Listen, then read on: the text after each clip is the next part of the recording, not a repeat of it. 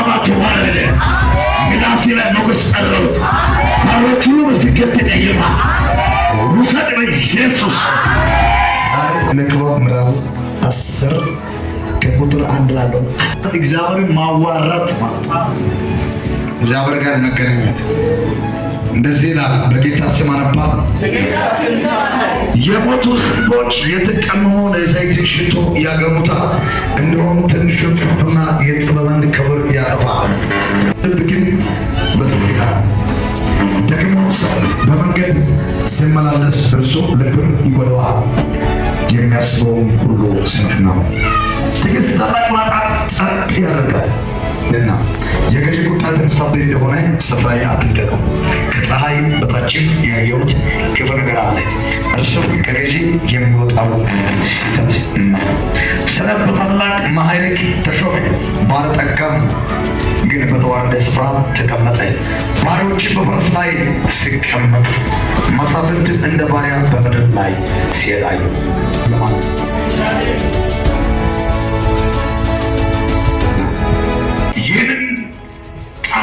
ያየ ሶሎሞን ጥበበኛው ሶሎሞን ይህንን ቃል ተመለከተ። ምን የሚል ቃል ተመለከተ?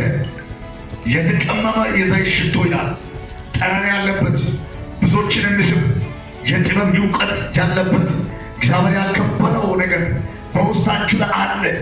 እግዚአብሔር የመረጠ እግዚአብሔር ቀባ የእግዚአብሔር እውነት አለ። ይህ የተቀመመው ምንድን ነው? ይህ ዘይት ሽቶ ያለበት ክብር ያለበት ሞገስ ያለበት ጥሪ ያለበት የእግዚአብሔር ኃይል ያለበት ነገር ነው። እሱን ደግሞ እንደዚህ ይላል፣ የሞቱ ዝንቦች ይላል የተቀመመውን ዘይት ሽቶ ያገሙታል፣ እንደውም ትንሽ ስንፍና ታላቅ ክብር ያጠፋል። ክብር ያጠፋል። ምን አይነት ስንፍና? እግዚአብሔር የሾመው እግዚአብሔር የጠራው እግዚአብሔር ያስቀመጠው በውስጥ ክብር ነገር አለ። ኮናኖች ጨፈተነ ስፍራ ላይ ይበለው፣ ቦታ ላይ ይበለው፣ ሰው ላይ ይበለው፣ እግዚአብሔር በላይ ያስቀምጠው ያ የክብር ያለበት ክፉ ዝም አይነካው፣ ክፉ ቃላት አይነካው። መለየት ያስፈልጋል። አሜን አሜን አሜን። ብዙዎችን ጥሏል፣ ብዙዎችን አዋርዷል፣ ብዙዎችን መቆም አሳጥቷል፣ ብዙዎችን መግቢያ አሳጥቷል። ለምንድን ነው አሳጥተው? ክብር ያለው ለክብር ቦታ አለው፣ ለተቀበሰው ቦታ አለው፣ ለተደረሰው ቦታ አለው። ለከበረ ሰው ምን አለው? ስፍራ። ያንን ክብር ምን አይነት ነገር ነው የሚያጠፋው? ምን አይነት ነገር ነው የሚቀብረው? ምን አይነት ነገር ነው ጭላሸት አስዞ ድባቡን የሚያጠፋው? ትንሹ ስንፍና።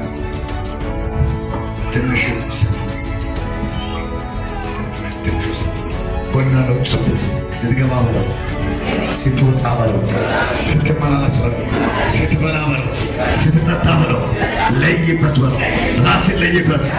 ጠላት በለው ክብርህን ያጠፋል። ለክብርህ ተጠንቀቅ፣ ለሞገስህ ተጠንቀቅ፣ ለጥሪህ ተጠንቀቅ። እግዚአብሔር አምላኪ ያከብርሃል። እነዚህ ሶስት ነገር ነቢ ይሆናሉ ካልተነ አገር ይሆናሉ ካልተነ እግዚአብሔር በየቀኑ ክብሩ እንዲጨምር ታካታ ያባራል። በየቀኑ ሞገሱን ይጨምርልሃል። በየቀኑ ኃይሉን ይጨምርልሃል። በየቀኑ ደግሞ እጅግ ከባድ ፍጻሜ ባንተ እጅ ላይ ነው። መጨረሻ ባንተ እጅ ላይ ነው። እውነት ባንተ እጅ ላይ ነው። አላውቅም እኔ መልሴ ደካማ ነኝ፣ ብርቱ አይደለም። የቆምኩት በጸጋዬ ቀይሮ ይዋጋል። ዛሬ ግን አማለቃዋን እስራኤላውያን ያለፈ መንገድ ላይ እግዚአብሔር እንደ ድንጋይ እንዳቆመ ጠላቶቻችሁ እንደ ድንጋይ ይቆማል። ዛሬ አውጃለሁ፣ እንደ ድንጋይ ይቆምላችሁ። እንደ ድንጋይ ዝም ያለ ነበር።